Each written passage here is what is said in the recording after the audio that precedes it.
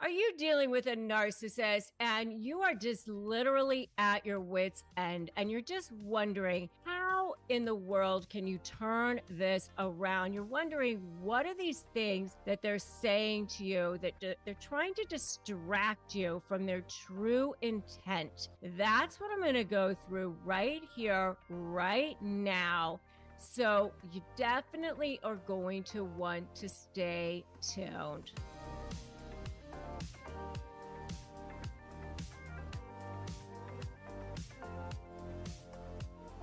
Hey there, I'm Rebecca Zung. I have been recognized as a U.S. News Best Lawyer in America. I'm also globally recognized as an expert in how to negotiate with narcissists. I have literally helped thousands of people through my programs break free from the chains of those toxic relationships. I've helped people get to that other side, break free, finally find that peace, finally find that freedom. I want to help you do the same thing. So if you haven't subscribed, hit that notification bell. Now is the time to go ahead and do that because it is so time for you to find that peace and find that freedom as well. And by the way, I do have a brand new book that is in pre-order. It's called Slay the Bully: How to Negotiate with a Narcissist and Win, which you can check out at slaythebully.com.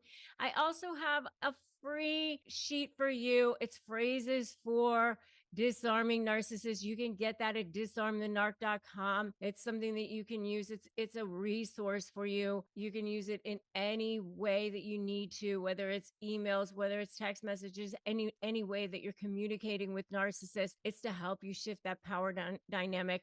It can become your security blanket. Go grab that at disarmthenarc.com. Now, things that narcissists say to distract us from their true intent. They're constantly trying to distract. Word salad. It is definitely a form of gaslighting.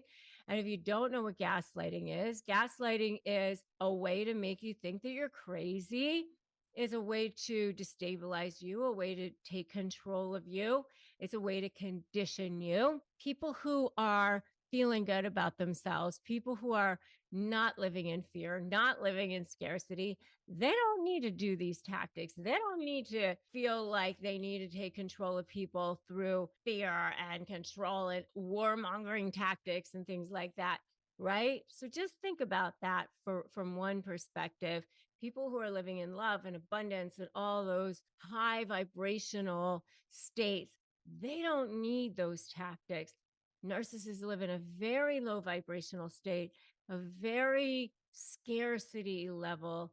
These are people who are in fear-based states at all times, very shame-based states. That is why they do the things that they do. They are highly motivated by fear. They're deeply shame-based people. Now, that doesn't mean that you need to try to love them back to health, try to give them all that you can, because you can't. You're left feeling totally and completely depleted and empty and all of those things because you can't give of yourself in that way. They can't receive. You end up feeling so sucked dry because they can't receive. They have to feel worthy enough to receive it, and they're not in that place. You can't help somebody who's drowning and you end up drowning too. Save yourself first. Put your own oxygen mask on first. That's what they say. I'm telling you, but that is what's going on with them. I'm just explaining it, but that's why this gaslighting and all this stuff is happening. They're trying to make you think you're crazy. So that it's like this hide the ball, try to distract you from what their true intent is. So they say these things. If they're straight shooters, they would just say what they meant, right?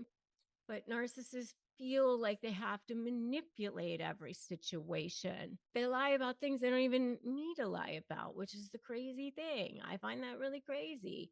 Even things that are readily verifiable. But that ends up becoming your leverage down the road. In my SLAY program and my SLAY methodology, that's what I teach you how to do.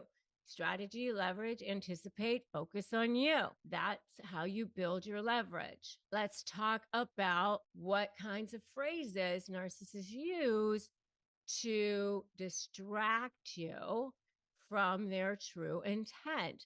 So, a lot of times, they'll say things like, I care. I care so deeply. I only did this because I care about you so much. A lot of times that's a very loaded thing because it's meant to mean like you owe me. You owe me so much. I gave you all of this, so therefore you owe me. I invested and you better give to me.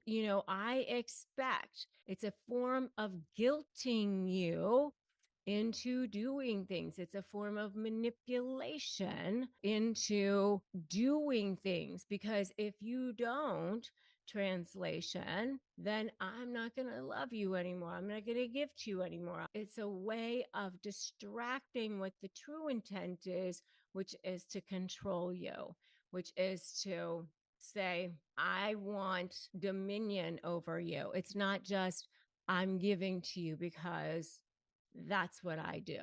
I just give. It's I've done all of this for you. So therefore, you better do this for me. So that, I care about you. I've done all of this for you. That's what all of that means. Things narcissists say to distract you from their true intent, it seems like a nice thing to say. It seems like a good thing to say, but it's really a manipulation back to I want something in return. I get to have something from you in return. And then another one that they'll say is, I did all of this because of you. Again, it's I am motivated for you. I take care of the family because of you. I work so hard because of you. But again, there's a lot of strings attached to that. The true intent is, therefore, I control you.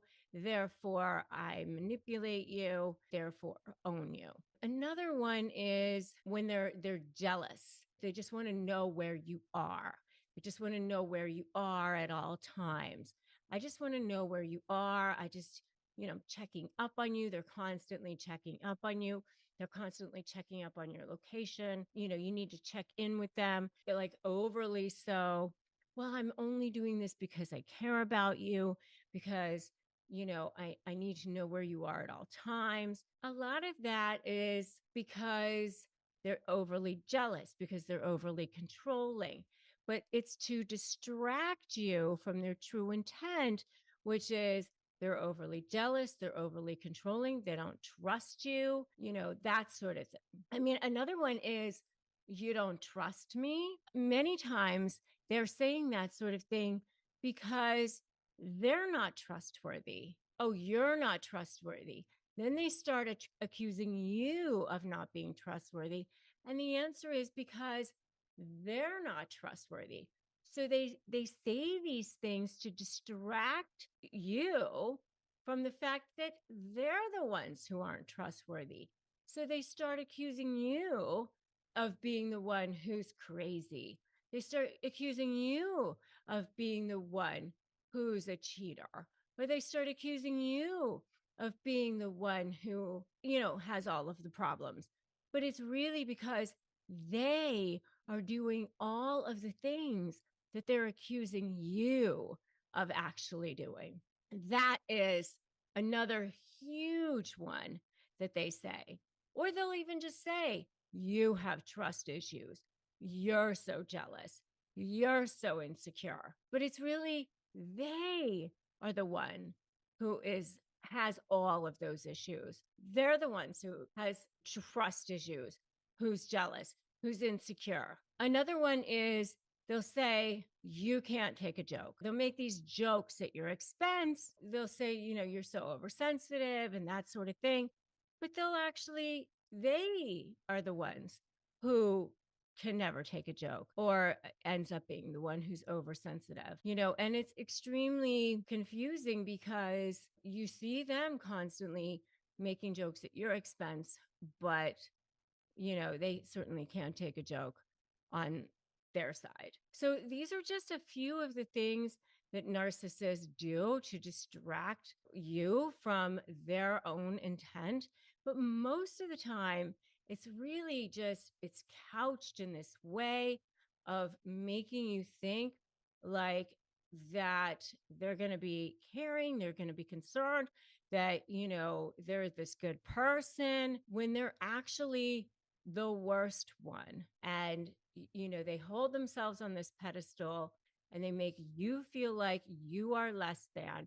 You're the stupid one. You're the one who has all of these, malintent or whatever it is, when they're the ones who are exactly everything that they're accusing you of. And if you guys have seen this, give me a totally in the comments. I know that you have. I know that you've seen all of this before. And, I know if you're dealing with this, you definitely need to have some self-care for sure. It's so hard to deal with narcissists, and you've got all this word salad. You're dealing with all of, this craziness. So make sure that you join my free private Facebook group, Narcissist Negotiators with Rebecca Zung, for sure. And make sure that you get the access to help that you need. And if you don't have therapy, if you don't have access to it, I have a sponsor on this channel, which is BetterHelp, which you can get access to that at betterhelp.com/Rebecca Zung. Go grab that, get that access, get the help and support that you need. We receive commissions on that. It does not cost you one single penny extra.